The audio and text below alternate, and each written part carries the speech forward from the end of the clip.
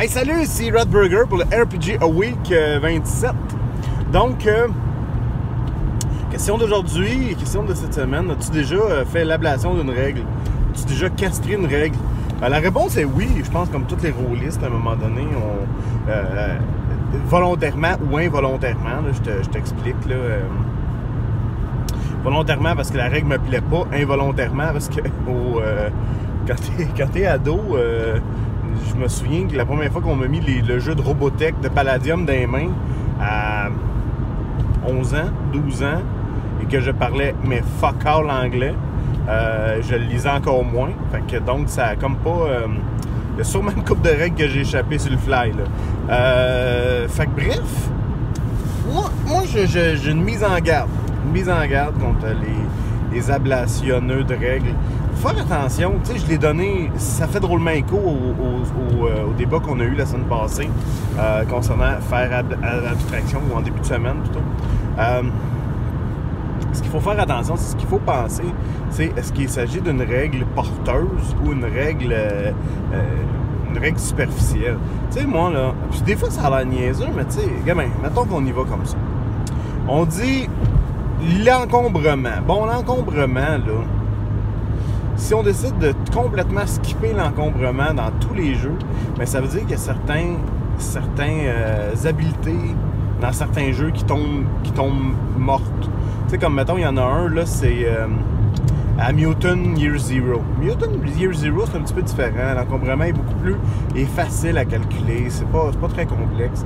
Ça prend une place ou une demi-place, puis tu sais, t'en as pas énormément de place dans ton pactage.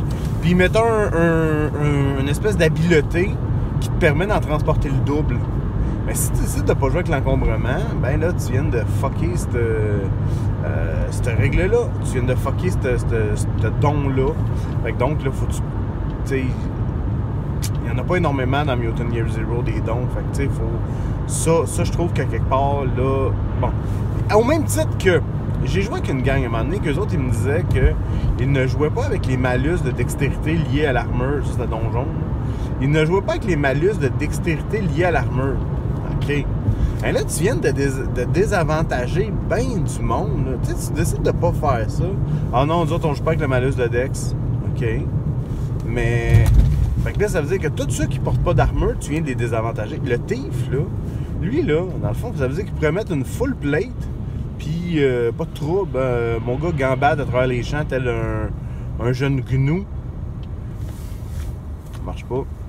Ça marche pas parce que là, dans ce cas-là, tu viens carrément d'impacter bien du monde avec ta règle. Tu sais, c'est un peu cet impact-là. Moi, je suis toujours très frileux de dire « Oh non, cette règle-là ».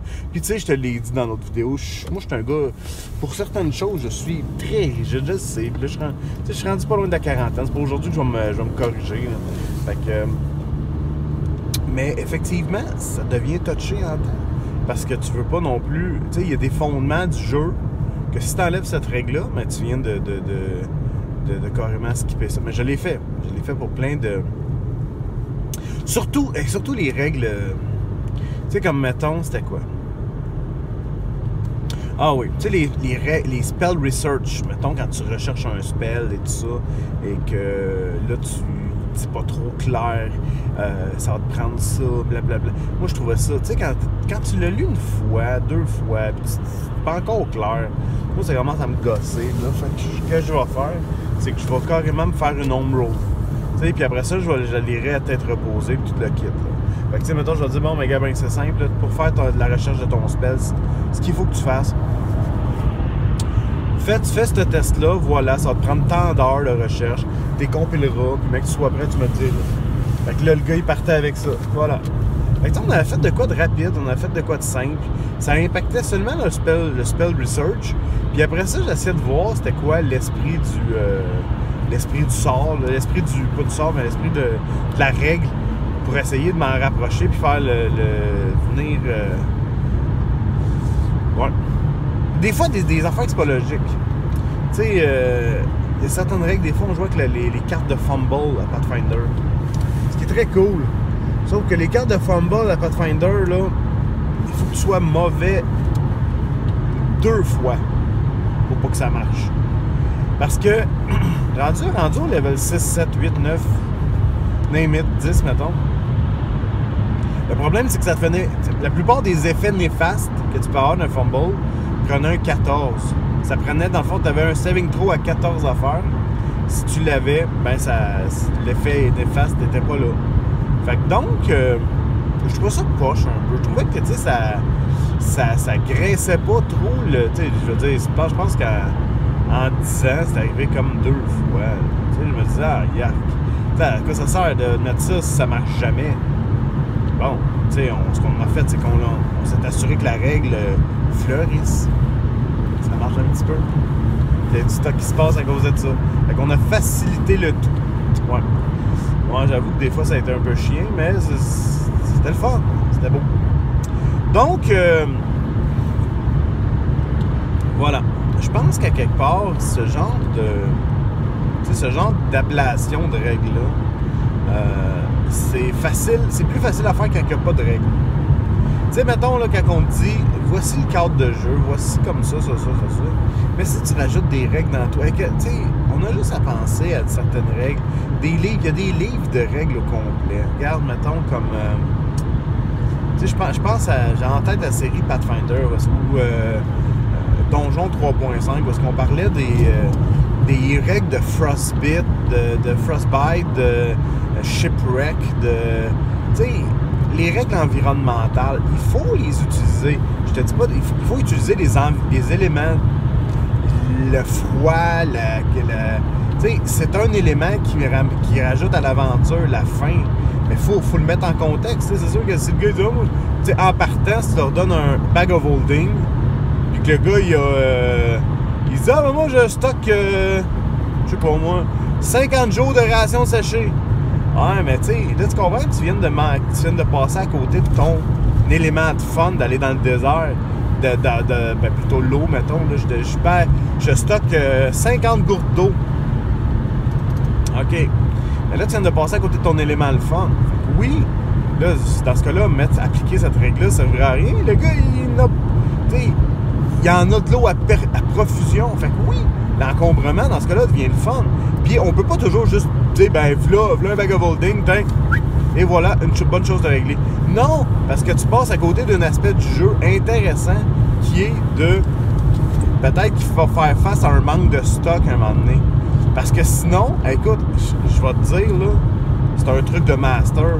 C'est très déstabilisant pour des joueurs qui sont habitués de toujours avoir leur équipement.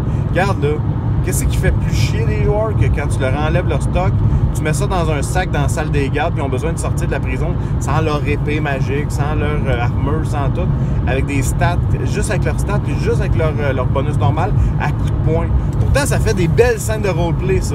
Ça fait des belles scènes, des fois, des combats intéressants avec le gars, au lieu de varger dessus, il va essayer de faire une clé, il va essayer de le jambêter, il va essayer de faire quelque chose comme ça.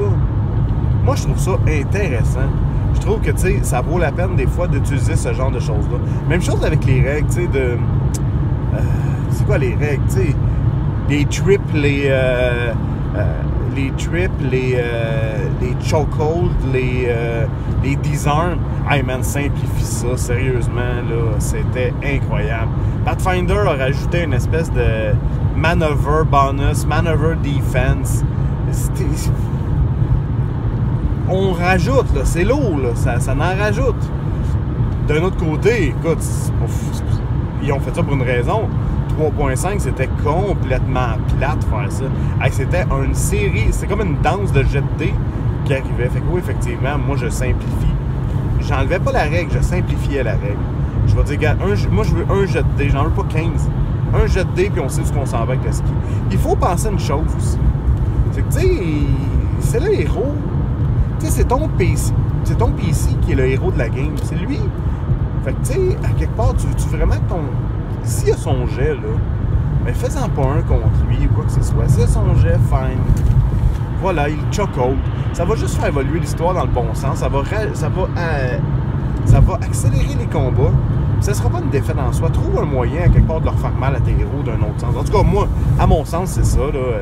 Question de se casser la tête avec des règles puis regarder la définition. Hey, même chose avec les attaques d'opportunité. Tu sais, là, j'ai l'impression de bâcher sur du Pathfinder, sur Donjon. Mais Chris, il y a tellement de règles là-dedans, c'est fou, raide. Puis tu sais, à chaque livre qu'il rajoutait, il y a comme un paquet de règles supplémentaires qui venaient s'appliquer. Hey, moi, ça me... Bon. Donc voilà. Hey, salut. À la prochaine.